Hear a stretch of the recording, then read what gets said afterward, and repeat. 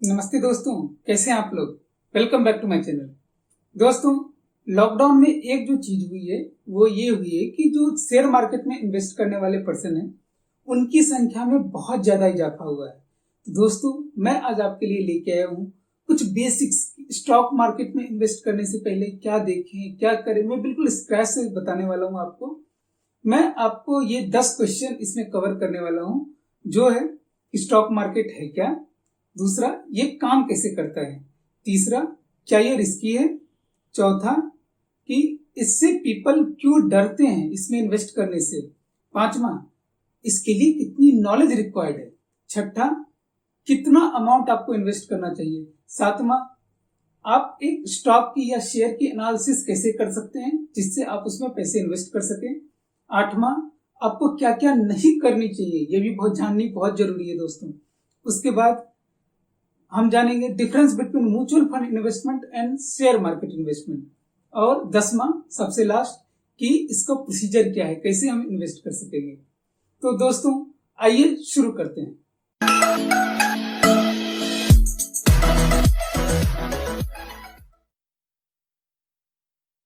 दोस्तों, हमारा जो सबसे पहला क्वेश्चन है कि स्टॉक मार्केट होता क्या है। अच्छा, इसको छोड़ दो, पहले आप ये समझो कि अगर आपको कोई बिजनेस करना है तो आप पैसे कहाँ से लाओगे, या तो खुद से लगाओगे या अपने फैमिली या फ्रेंड से मांगोगे। फैमिली या फ्रेंड से मांगोगे तो क्या होगा, आइदर तो आप उनको इंटरेस्ट पे कर रहे होगे या फिर आप पार्टनरशिप ऑफर करोगे। ठीक है, अगर आपने इंटरेस्ट उनको पे कर रहे हैं तो वो एक लोन टाइप का हो जाएगा जिसमें आपको उनको पैसे वापस देने हैं। बट जब आप पार्टनरशिप दे रहे हैं तो क्या होता है कि आपको चाहे प्रॉफिट हो या लॉस हो, उस पार्टनरशिप जो आपको प्रॉफिट होगा तो प्रॉफिट का हिस्सा आपको पार्टनर को देना होगा, और लॉस होगा तो उस लॉस का भी हिस्सा आपका पार्टनर बेयर करेगा। बट अगर वो लोन के फॉर्म में आपको पैसा देता है तो क्या होता है, वहां पे चाहे आपको प्रॉफिट हो या लॉस हो, जो इंटरेस्ट पोर्शन है वो आपको देना ही है। ठीक है, अब आप ऐसा समझो, आपने जो ये बिजनेस जो ओपन करा है, अब इसमें आप फैमिली और फ्रेंड से पैसे नहीं मांग रहे, आप जनरल पब्लिक से पैसे मांग रहे हैं। तो जनरल पब्लिक से पैसे मांग रहे हैं तो आप उनको क्या दे रहे हैं, आप उनको पार्टनरशिप ऑफर कर रहे हो। तो पब्लिक से आपने पैसे लिए, उसके लिए आपने उनको एक सर्टिफिकेट दे दिया, बोला ये हमारा पार्टनरशिप का सर्टिफिकेट है। उसी सर्टिफिकेट को शेयर सर्टिफिकेट बोलते हैं। अब दोस्तों ऐसा सोचो कि पब्लिक ने, मान लो मैंने आपके बिजनेस में पैसे लगाए, ठीक है, कल अब मैं आपसे पैसे मांगता हूं तो क्या आप मुझे वापस करोगे? नहीं ना। क्यों? क्योंकि आपने तो वो पैसे तो बिजनेस में इन्वेस्ट कर दिए। तो अब क्या होगा, मैं इस जो पैसे लगाया था, जो आपने मुझे शेयर दिया था, अब मैं इसको बेचना चाहता हूं तो मैं कहां बेचूंगा। तो क्या हुआ, एक सिस्टमेटिक एक बाजार बना दिया गया जिसका नाम दिया गया शेयर मार्केट। ठीक है, तो ये काम कैसे करता है आपको समझ में आया। स्टॉक मार्केट क्या है, एक ऐसा प्लेटफॉर्म है जहां पे आप ऑनरशिप खरीदते बेचते हो।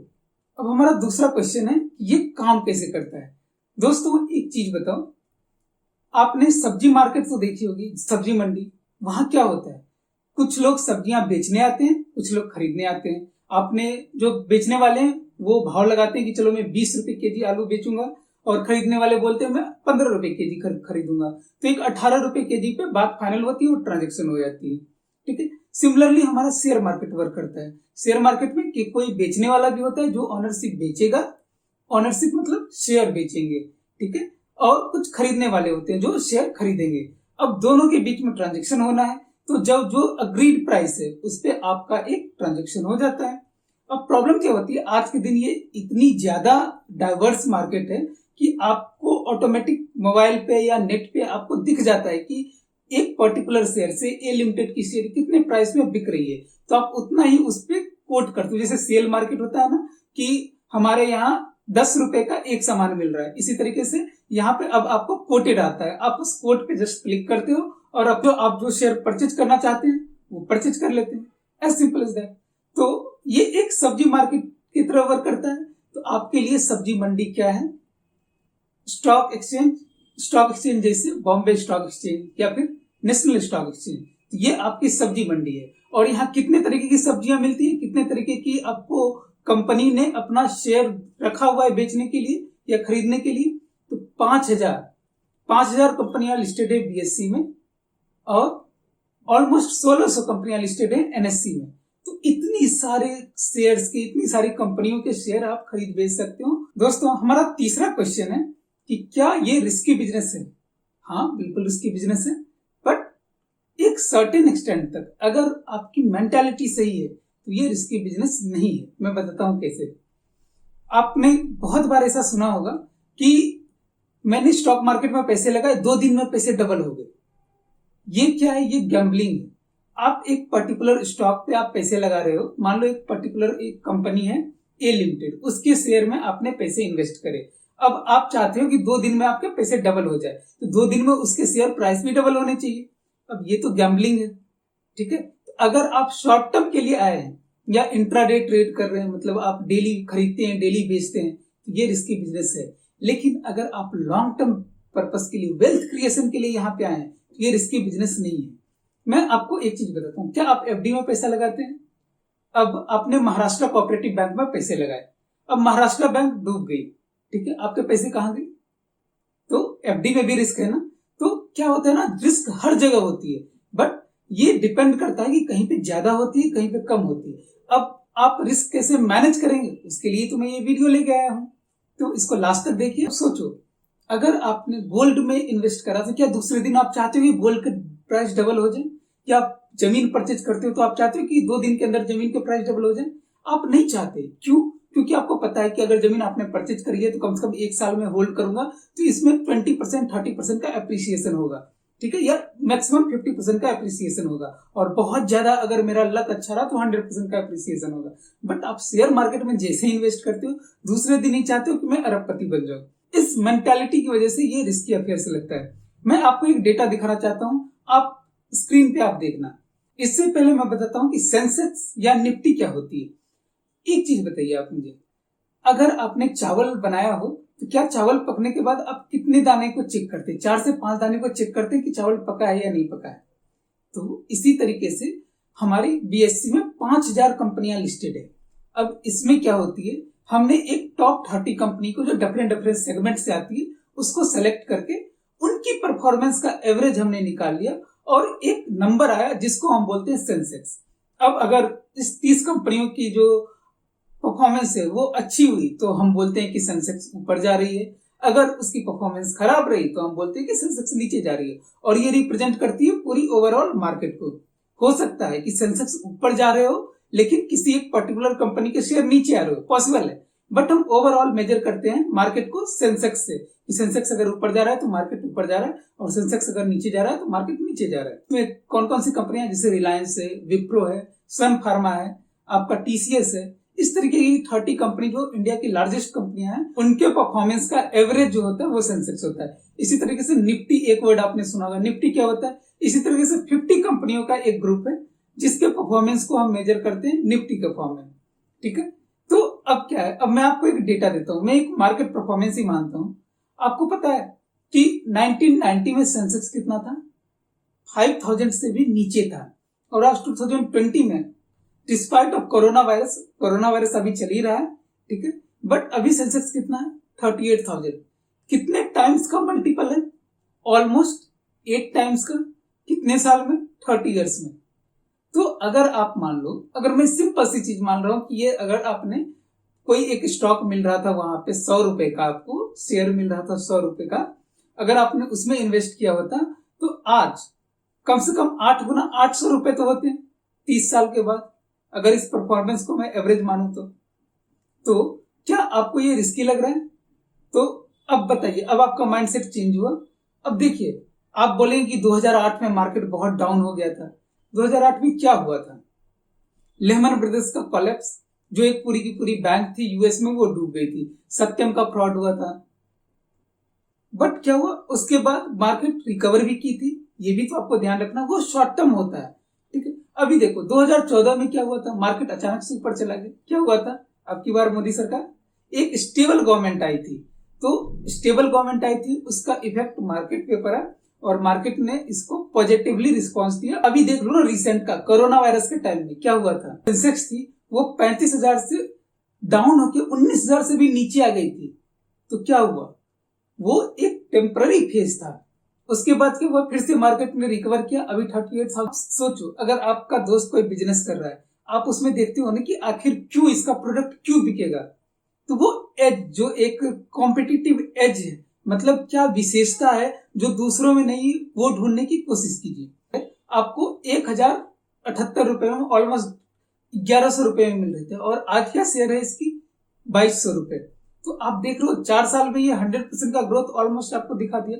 अब कौन सी बैंक आपको 100% का ग्रोथ देती है 4 साल में? तो ऑलमोस्ट आप देखो 20-25% का ग्रोथ है।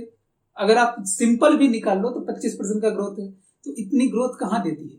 अब प्रॉब्लम क्या होती है, आप एक्सपेक्ट करने लगते हो कि आपको जो रिटर्न आए वो 100% रिटर्न आए अगले दिन से ही।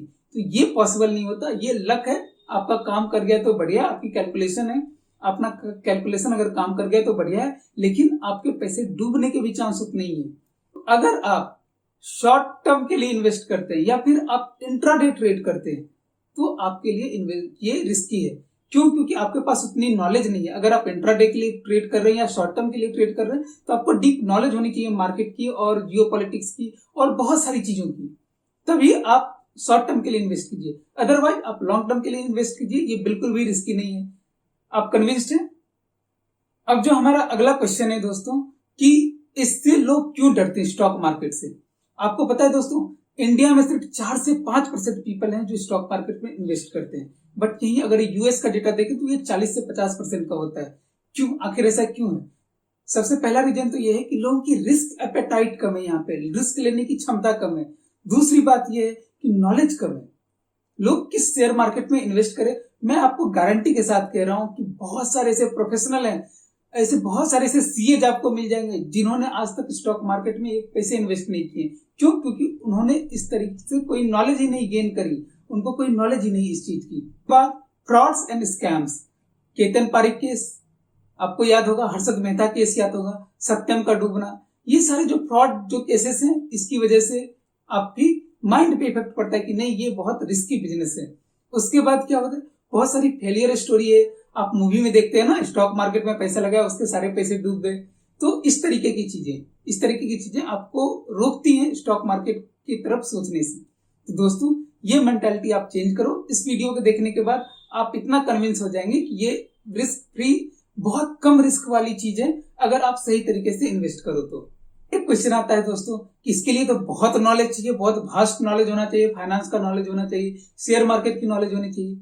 नहीं दोस्तों, आपके पास सिर्फ एक कॉमन सेंस होना चाहिए और थोड़ी एनालिटिकल स्किल होनी चाहिए। आप कैसे चीजों को इंटरप्रेट करते हो वो चीजें होनी चाहिए। मैं आपको एग्जाम्पल के लिए आपको बताता हूँ कुछ ऐसे, मैं इंडिया के टॉप इन्वेस्टर का नाम बताता हूँ, फाइनेंस बैकग्राउंड के बिल्कुल भी नहीं है। तो शायद आपने रमेश धमानी का नाम सुना होगा। इनकी नेटवर्थ है 1.5 बिलियन यूएसडी और ये इनका क्या नॉलेज है, ये एचआर से है। दूसरा राधाकृष्ण धमानी, ये 8 बिलियन इनकी नेटवर्थ है और ये क्या है, ये अंडर ग्रेजुएट है, मतलब ग्रेजुएशन भी नहीं करा है इन्होंने। आपको एक और नाम बताता हूं, राजीव खन्ना। राजीव खन्ना क्या है, वो केमिकल इंजीनियर है। तो दोस्तों आप किसी भी फील्ड से हैं, आप इसमें इन्वेस्ट कर सकते हैं, बशर्ते कि आपके पास कॉमन सेंस और थोड़ी सी एनालिटिकल स्किल होनी चाहिए। तो एक क्वेश्चन आता है दोस्तों कि आपको इसमें कितना पैसा लगाना चाहिए। दोस्तों एक सिंपल सी चीज बताओ, अगर आपको एफडी में बोलूं कि एफडी में कितने पैसे रखने हैं, तो आप कितना पैसे रखोगे? तो जो आपकी सेविंग होगी, तो इसके लिए भी दोस्तों आपको जितनी सेविंग है, जितना आप सेव करना चाहते हैं, उसको भी एक पोर्टफोलियो की तरह बना के कुछ पैसे एफडी में डाल दिए, कुछ शेयर मार्केट में डाल दिए, और शेयर मार्केट में भी जब आप लगाओ तो इसके लिए कुछ पोर्टफोलियो खरीदो। पोर्टफोलियो किसको बोलते हैं? आप एक बंच ऑफ शेयर खरीदते हैं। जैसे मान लीजिए आपने रिलायंस में इन्वेस्ट करा, लेकिन साथ ही साथ टाटा कंसल्टेंसी में भी इन्वेस्ट करा, साथ ही साथ कुछ और सेक्टर में भी इन्वेस्ट करा। सो दैट क्या होता है, एक पोर्टफोलियो बनता है। इसमें क्या होता है, अगर आपका एक शेयर अगर आपका आउट परफॉर्म कर रहा है, मतलब अगर एक शेयर की प्राइस कम आ रही तो दूसरे शेयर की प्राइस अगर ज्यादा जा रही तो दोनों इसको मैनेज कर लेगा और आपको लॉस होने नहीं देगा। ठीक है, तो दोस्तों इसके लिए कोई जरूरी नहीं कि आपके पास 1 करोड़ या 2 करोड़ रुपए होने चाहिए। आप इसे 100 रुपए से भी शुरू कर सकते हैं। आपको पता है आप 100 रुपए में यस बैंक के ऑलमोस्ट 8 to 9 शेयर खरीद सकते हैं, इंडस्ट्री के ऑलमोस्ट 2 शेयर खरीद सकते हैं। तो इसमें पैसे की कोई भी बंदिश नहीं है, आप जितना चाहें उतना पैसे लगा सकते हैं। आपके पास जितना ही बचा है उतना ही पैसा लगाओ, कोई टेंशन नहीं है कि आपको पूरे 1 लाख या 2 लाख रुपए लगाने चाहिए। दोस्तों अगर आप लॉन्ग टर्म के लिए लगा रहे हैं ना, तो याद रखना शेयर मार्केट वेल्थ क्रिएशन के लिए। तो ऐसा मत करना कि लोन लेके मैं शेयर मार्केट में पैसा लगा रहा हूँ। अगर ये करना होगा ना, तो फिर आपको डीप नॉलेज लेनी होगी शेयर मार्केट की, क्योंकि उसमें क्या है ना, एक आपका अपॉर्चुनिटी कॉस्ट जा रहा है। अगर आपके पैसे डूब गए, एक तो आपकी इंटरेस्ट जाएगी, दूसरी आपके यहाँ पे पैसे भी डूब जाएंगे, उसे पे भी करना पड़ेगा। तो दोस्तों आपकी जितनी सेविंग है उतने पैसे लगाइए। मैं ये बिगिनर्स के लिए बना रहा हूँ कि आपको शेयर मार्केट के बारे में थोड़ा बहुत आइडिया लगे, आपका जो डर है अंदर का वो निकले, और आप इन्वेस्ट करना स्टार्ट करें। थोड़ा बहुत ही सही, लेकिन इन्वेस्ट करना स्टार्ट करें। ये ध्यान रखना कि आप इससे 15 से 20% का रिटर्न एक्सपेक्ट करना, ये नहीं कि इससे ज्यादा नहीं। अगर आपको 15 से 20% में मिल रहा है तो एफडी से तो ज्यादा ही है। एफडी पे आज रेट चल रही है 5%, मैक्सिमम 8%। बट आप अगर शेयर मार्केट में इन्वेस्ट करते हैं, सही स्टॉक में इन्वेस्ट करते हैं, तो आप एक ऑन एन एवरेज 20%, ज्यादा से ज्यादा 25% तक आप एक्सपेक्ट कीजिए। इससे ज्यादा एक्सपेक्ट मत कीजिए, ठीक है। लालच बुरी बला है, याद रखना। दोस्तों आई होप कि अब तक आप कंफर्टेबल हो चुके होंगे शेयर मार्केट के साथ। तो अब एक बड़ा क्वेश्चन उठता है कि मैं किसी शेयर को कैसे पिक करूं, उसको उसके पीछे क्या एनालिसिस करूं। देखो, एनालिसिस के 2 पार्ट होते हैं। आप एक तो नॉन फाइनेंशियल एनालिसिस, एक फाइनेंशियल एनालिसिस। मतलब एक जो आप देखते हैं कि बिजनेस कैसा चल रहा है, इसके प्रमोटर कैसे हैं, इनकी क्या ग्रोथ हो सकती है, न्यूज क्या है, ये सब नॉन फाइनेंशियल एनालिसिस है। और फाइनेंशियल एनालिसिस में आप देखते हैं कि इसकी सेल्स कितनी है, प्रॉफिट कितनी है, इसका अर्निंग कितना है, ठीक है। ये सारी चीजें मैं आपको थोड़ी सी एक बिगिनर के हिसाब से थोड़ी सी आपको समझाने की कोशिश करता हूं। जैसे मान लो, पहले मैं नॉन फाइनेंशियल एनालिसिस की तरफ चलता हूं। अगर आप एक अपने दोस्त के बिजनेस में इन्वेस्ट कर रहे हो, तो आप बताओ वहां क्या देखते हो। क्या आपका वो दोस्त ऑनेस्ट है, क्या वो हार्ड वर्किंग है, उसकी ओवरऑल इंप्रेशन कितनी है, उसकी बिजनेस की हिस्ट्री क्या है, क्या उसको कोई एक्सपीरियंस है इस लाइन में, यही सब देखते हो ना। यही चीजें तो आपको कंपनी में भी देखनी है। तो इसको बोलते हैं प्रमोटर का बैकग्राउंड चेक करो आप, या बिजनेस की हिस्ट्री देखो। इसको आप टेक्निकल वर्ड कंपनी का फंडामेंटल चेक कर रहे हैं। क्या फंडामेंटल चेक कर रहे हैं? यही तो चेक कर रहे हैं कि प्रमोटर कितनी ऑनेस्ट है, उनका एक्सपीरियंस कितना है, उनकी मार्केट रेपुटेशन कितनी है, बिजनेस किस नेचर का बिजनेस है, बिजनेस में क्या इन्वेस्टमेंट है, उसके बाद बिजनेस में पैसे किसने किसने लगाए हुए हैं। आप सोचो, अगर आपका दोस्त कोई बिजनेस कर रहा है, आप उसमें देखते हो ना कि आखिर क्यों इसका प्रोडक्ट क्यों बिकेगा। तो वो एज, जो एक कॉम्पिटिटिव एज है, मतलब क्या विशेषता है जो दूसरों में नहीं, वो ढूंढने की कोशिश कीजिए। आपको एक एग्जांपल देता हूं। आईआरसीटीसी के पास क्या एज है, आप मुझे बताइए। आईआरसीटीसी के पास एज है कि वो सिर्फ वनली वेबसाइट है इंडिया में जो ट्रेन की टिकट बुक करता है ना। अब देखो, अब क्या है, अगर कोई भी न्यूज आती है आपके पास, कि किसी भी न्यूज से आपको ये लगता है कि इससे तो ट्रेन में ट्रेवल बढ़ेगी, तो इसका इफेक्ट कहां पड़ेगा? आईआरसीटीसी पे। क्यों? क्योंकि बुकिंग ज्यादा होगी, बुकिंग ज्यादा होगी तो आईआरसीटीसी का प्रॉफिट बढ़ेगा। तो दोस्तों, आईआरसीटीसी के पास क्या है? गवर्नमेंट का प्रोटेक्शन है। अब मैं थोड़ा टेक्निकल स्टॉक की तरफ बढ़ रहा हूं। जैसे मान लीजिए कि आपका क्रेडिट रेटिंग एजेंसी है, जैसे आपका क्रिसिल हो गया, इकरा हो गया, इंडिया रेटिंग हो गई। क्या इसके पास भी गवर्नमेंट प्रोटेक्शन है? पिछले 5-6 साल में गवर्नमेंट ने नई क्रेडिट रेटिंग एजेंसी को कोई लाइसेंस नहीं दिया है। क्या इनको गवर्नमेंट प्रोटेक्शन प्राप्त है? हाँ, इनको गवर्नमेंट प्रोटेक्शन प्राप्त है। आपकी कोई जो डिफेंस की जो मैन्युफैक्चरिंग है, जैसे डीआरडीओ डिफेंस की मैन्युफैक्चरिंग करती है, मान लो किसी प्राइवेट प्लेयर को डिफेंस मैन्युफैक्चरिंग का कॉन्ट्रैक्ट दिया है या डिफेंस मैन्युफैक्चरिंग की लाइसेंस दी है, क्या उसके पास एज है? हाँ, एज है। क्यों? क्योंकि डिफेंस मैन्युफैक्चरिंग का जो लाइसेंस है वो आसानी से गवर्नमेंट किसी को भी नहीं देती। तो जो कोल इंडिया के पास क्या है, अगर मान लीजिए कोल इंडिया ने अगर एक सब्सिडरी बनाई और वो पावर प्रोड्यूस करता है कोल से, तो उसके पास क्या बेनिफिट है? उसके अपने कोयले के खदान है, तो उसका क्या रॉ मटेरियल कॉस्ट कम होगा।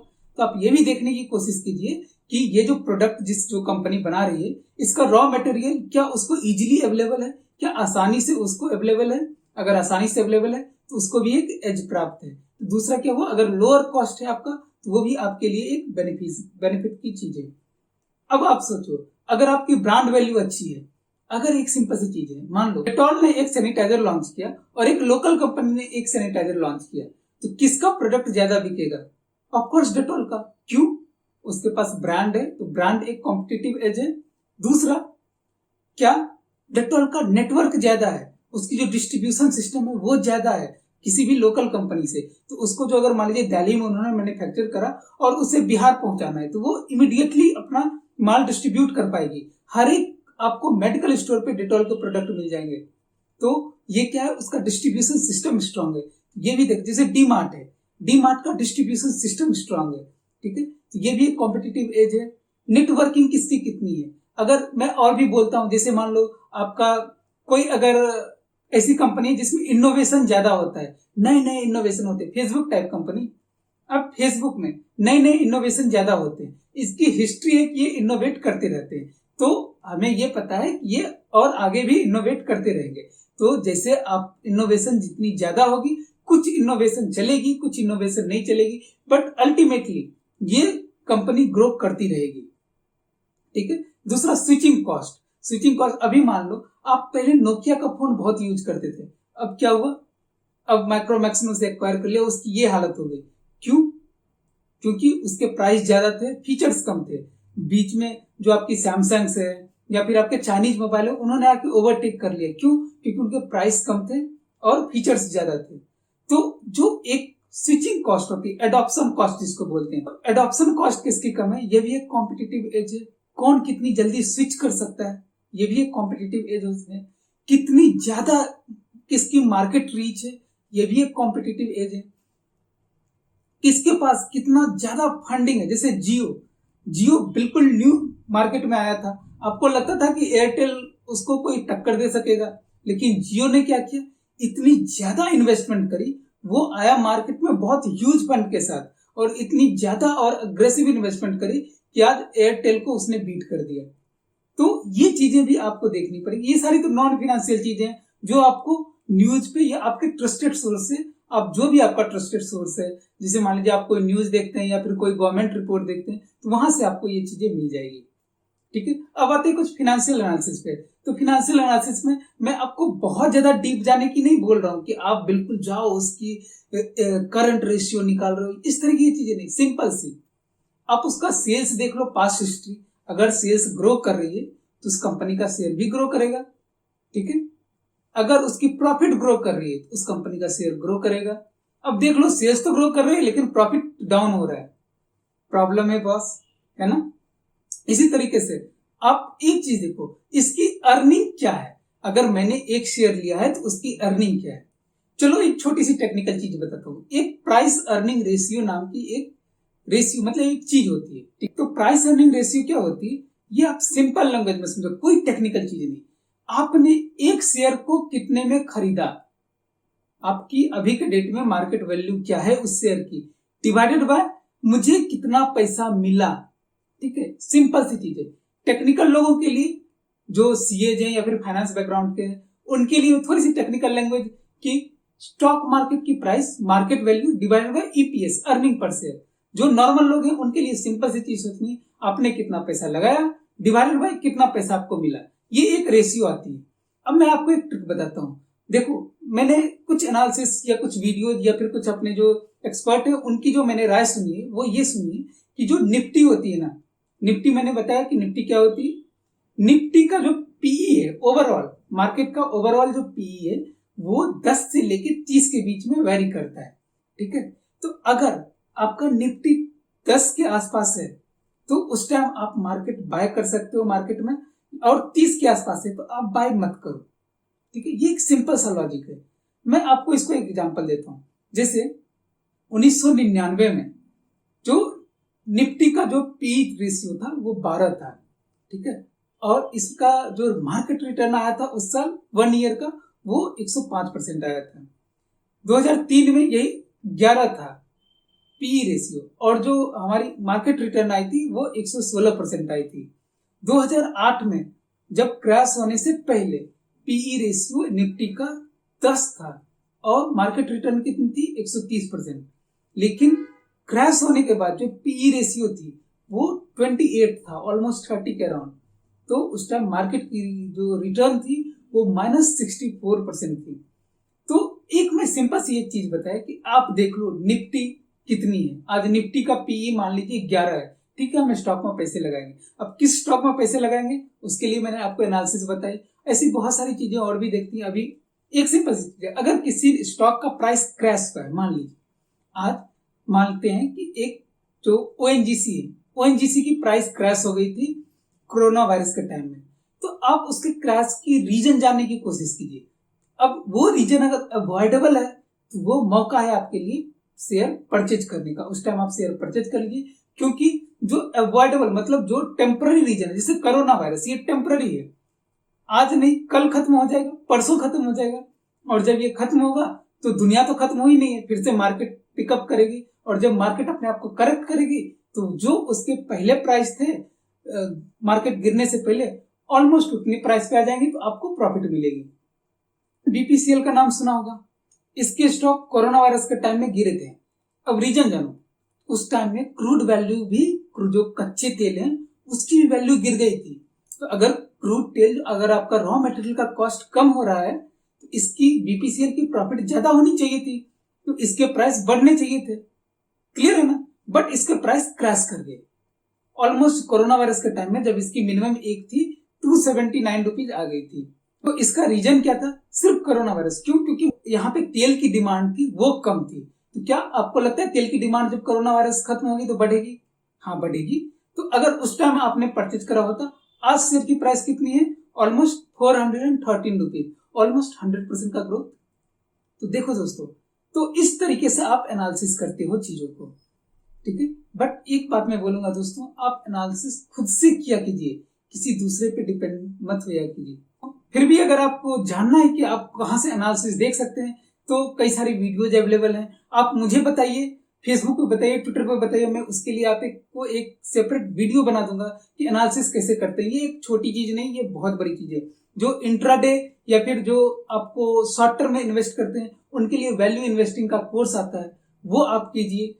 उनके लिए नॉलेज की बहुत ज्यादा जरूरत है, बट जो लॉन्ग टर्म के लिए इन्वेस्ट करते हैं उनके लिए उतनी ज्यादा जरूरत नहीं है। आप कैसे शेयर की एनालिसिस रेडीमेड आपको मिल सकती है, अगर तो आप अपना ट्रस्टेड सोर्स ढूंढ लीजिए। बाकी आपके बहुत सारे पेपर्स, न्यूज पेपर्स में भी आर्टिकल्स आते हैं। उसके बाद आपकी जो, जैसे आप कोई भी शेयर मार्केट वाली जो न्यूज आप देखते हो, कोई भी जो डेडिकेटेड चैनल होती है जैसे सीएनबीसी होती है, इस तरीके के चैनल में ना 3:30 के बाद का जो आपका स्टॉक एनालिसिस का जो सेगमेंट होता है वो आप देखा कीजिए। वो क्यों? क्योंकि 9:15 से 3:15 तक तो वो शेयर मार्केट ओपन रहता है, तो ये प्राइस बढ़ा, ये घटा, यही सब देता रहता है। तो आप जो देखें वो एनालिसिस देखें, लेटर पार्ट। ओके, तो इससे भी आपको जानकारी मिल सकती है। दोस्तों एक फन फैक्ट बताता हूँ, यूएस में ना एक सर्वे हुआ था, वहां कुछ बच्चों को दिया गया था कि आप एक पोर्टफोलियो मतलब कुछ शेयर्स का एक ग्रुप चुनिए जिसमें हम पैसे इन्वेस्ट करेंगे, और दूसरी तरफ फाइनेंस के एक्सपर्ट को बोला गया था कि आप चूज कीजिए, हम उसमें इन्वेस्ट करेंगे। दोनों में सिमिलर अमाउंट इन्वेस्ट करा, बच्चों ने भी चुना और फाइनेंस एक्सपर्ट ने भी चुना, दोनों में सिमिलर अमाउंट इन्वेस्ट करा। बट जो बच्चों ने जो चुना ना, वो ज्यादा बेहतर परफॉर्म कर रहे थे फाइनेंस वालों से। इसके पीछे रीजन क्या हो सकता है? सोचो, बच्चों ने उस चीज में इन्वेस्ट करा जो वो खुद यूज करते थे। वो कैडबरी की चॉकलेट खाते थे तो कैडबरी में इन्वेस्ट करा। उन्होंने पोर्टफोलियो बनाया, जो डिज्नी चैनल देखते थे डिज्नी में इन्वेस्ट करा।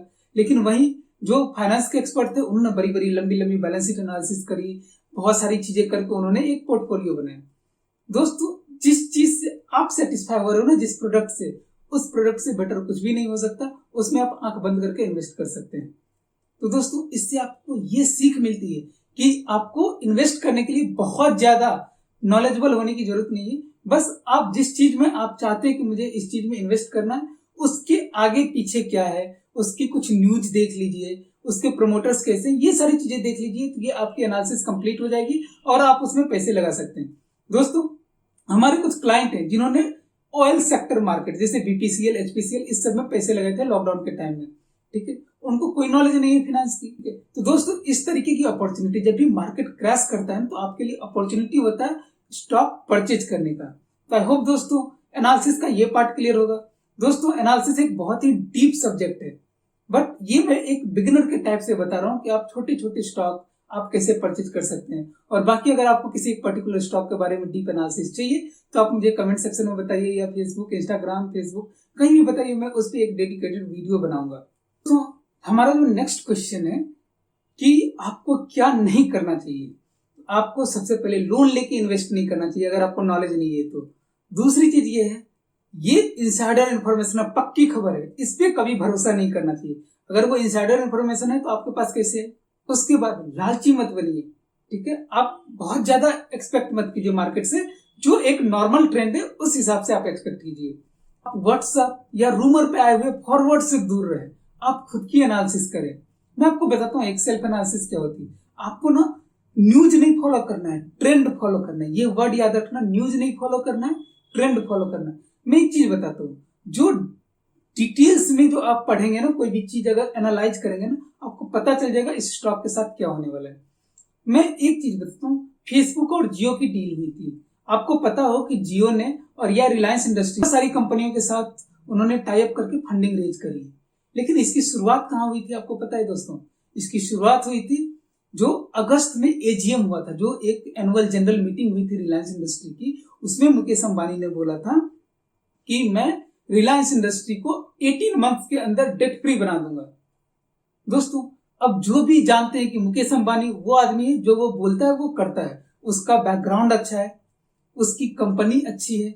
वो अगर यही बात अनिल अंबानी ने बोला होता तो हो सकता है कि मैं भी उस पर बिलीव नहीं करता।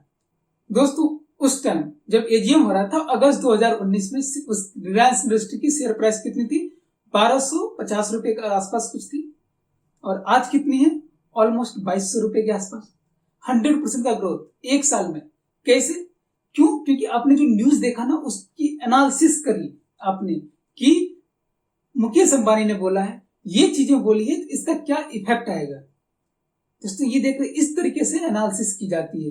दिन भर मोबाइल के आगे अपनी प्राइस फ्लक्चुएशन मत देखते रहिए, उससे कुछ होने का नहीं। आपको लगेगा कि आप दिन भर काम कर रहे हैं, मेंटल प्रेशर बढ़ेगा, लेकिन अगर आप लॉन्ग टर्म में इन्वेस्ट कर रहे हैं, ये आपके लिए बहुत ही खराब चीज। दोस्तों, कितने तरीके हैं शेयर मार्केट में इन्वेस्ट करने के। जो मैंने आपको एक क्वेश्चन बोला था ना कि म्यूचुअल फंड और डायरेक्ट शेयर इन्वेस्टिंग में क्या डिफरेंस है। दोस्तों, 2 तरीके हैं। देखिए, म्यूचुअल फंड भी शेयर मार्केट में ही पैसे लगाते हैं। आप ऐसा समझो कि आपने डायरेक्ट शेयर में नहीं पैसे लगाए, आपने क्या किया, एक ग्रुप ऑफ पीपल जो एक्सपर्ट बैठे हुए हैं उनके पास ये पैसे दे दिए, और उन्होंने क्या किया, उन्होंने आपके बिहाफ पे पैसे लगाए और वहां से रिटर्न लेके आए, और उसमें कुछ कमीशन अपने पास रख लिया और बाकी आपको दे दिया। वो म्यूचुअल फंड है। और अगर आप डायरेक्ट इन्वेस्ट करना चाहते हैं तो वो आपका डायरेक्ट शेयर मार्केट में आप इन्वेस्ट कर सकते हैं। तो ये अंतर है म्यूचुअल फंड और शेयर मार्केट में, एक सिंपल लैंग्वेज में। अब दोस्तों, जो सबसे बेसिक क्वेश्चन है, यहां तक तो आप समझ गए कि ठीक है, आपका मन भी बन गया कि अब चलो मैं इन्वेस्ट करूंगा, लेकिन आपको प्रोसेस नहीं पता है कि कैसे इन्वेस्ट करूं, स्टार्ट कैसे करूं। कोई डरने की जरूरत नहीं है। अगर आपके पास पैन कार्ड है, आधार कार्ड है, एक बैंक अकाउंट है, बस इतनी जरूरत है। एक डीमेट अकाउंट खुलवा लीजिए, अगर बैंक में खुलवा लीजिए, या नहीं तो बहुत सारे आपके शेयर ब्रोकर है, जैसे शेयर खान है, ठीक है, या फिर आपका जैसे एंजल ब्रोकिंग है, ये सारे शेयर ब्रोकर है, इनके पास डीमेट अकाउंट खुलवा लीजिए और शुरू हो जाइए। तो घर बैठे भी ऑनलाइन डीमेट अकाउंट खुल जाते हैं, ट्रेडिंग अकाउंट खुल जाते हैं, जैसे अप स्टॉक हो गया, जीरोधा हो गया। आपको म्यूचुअल फंड में इन्वेस्ट करना है तो ग्रो ऐप हो गया। अब क्या है, जैसे मान लीजिए आप स्टॉक या जीरोधा है, इस पे आपने डिटेल अपलोड करी, इस पे आपने अपने डॉक्यूमेंट अपलोड करे, 3 से 4 दिन के अंदर वो आपका अकाउंट एक्टिव कर देंगे और आप सेट है इन्वेस्ट करने के लिए। आप अपना पहला शेयर, जो भी आपका पहला शेयर हो, वो बड़े ध्यान से चुनना और अपने कमेंट सेक्शन में लिख के बताना कि आपने अपना पहला शेयर कौन सा चुना था। दोस्तों, अगर आप ये जानना चाहते हैं कि इसका कंप्लीट प्रोसेस क्या है, जो डीमेट अकाउंट ओपन करने का, तो आप मुझे कमेंट करके बताइए, मैं वो भी आपको दूसरे वीडियो के माध्यम से आपको बताने की कोशिश करूंगा। एक फन फैक्ट बताऊं, एक शेयर है ब्रिटानिया, अगर इसमें आपने 30 साल पहले अगर आपने 10,000 रुपए लगाए होते तो आज वो ऑलमोस्ट 75 करोड़ रुपीज होता है। आपने रुचि सोया का नाम सुना होगा, इसने 56 टाइम्स मल्टीपल किया है अपने स्टॉक्स को लास्ट 5 to 6 मंथ में। दोस्तों, ये है स्टॉक मार्केट की ताकत, अगर आप सही तरीके से इन्वेस्ट करें। बट हाँ दोस्तों, अब इसको आप बेंचमार्क मत बना लेना कि 6 महीने में मेरे पैसे 56 टाइम या 50 टाइम्स डबल हो जाएंगे। आप एक नॉर्मल एक्सपेक्टेशन लेके चलिए कि आपका जो रिटर्न है वो 20 से 25% या 15 से 20% के बीच में रहेगा। तो आपको ना तो कोई टेंशन होगी और आप इसमें हैप्पीली इन्वेस्ट कर सकते हैं। तो दोस्तों, ऑल द बेस्ट और कीप इन्वेस्टिंग। दोस्तों, अगर आपको ये वीडियो पसंद आई है तो इस वीडियो को लाइक कर दीजिए, इस वीडियो को शेयर कर दीजिए और मेरे चैनल को सब्सक्राइब कर लीजिए। और दोस्तों बेल आइकन आप प्रेस कर दिए सो दैट जब भी मैं कोई वीडियो बनाऊं तो उसका नोटिफिकेशन आपको टाइम टू टाइम मिलता रहे। मिलते हैं फिर से आपसे एक नए वीडियो के साथ, नई इंफॉर्मेशन के साथ। तब तक के लिए मैं Ritish Raj signing off. Thank you so much.